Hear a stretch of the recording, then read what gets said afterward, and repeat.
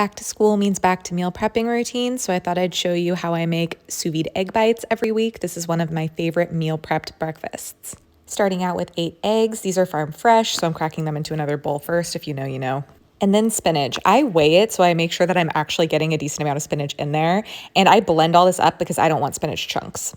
Then you want to add equal parts dairy to eggs. I used 8 eggs, which are 50 grams each, so I know I had to use about 400 grams of dairy. I'm using cottage cheese. Plenty of salt and pepper, of course. Then I just blend until the spinach is pretty smooth. There can be some chunks, but just not a lot.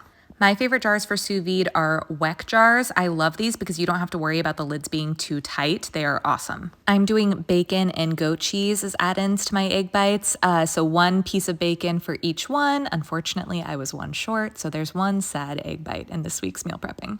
Then the goat cheese. I weigh this out just to make it a little bit easier to get consistent between jars. My favorite goat cheese for these is actually the Kirkland brand. I just think it's like the creamiest and smoothest, and it's great for these egg bites. This is the step I forget to do half the time. Give everything a stir before putting the lids on, and then put all of these lids on. These have these great little clamps on them. And again, they're not so tight that air can't escape, and they're just perfect for making sure you have no exploding jars in your sous vide bath. Then I'm dropping them in my preheated water bath. I cook at 185 for 30 minutes. When they're done, let them cool on the counter before popping them in the fridge. And then I just microwave to reheat each morning.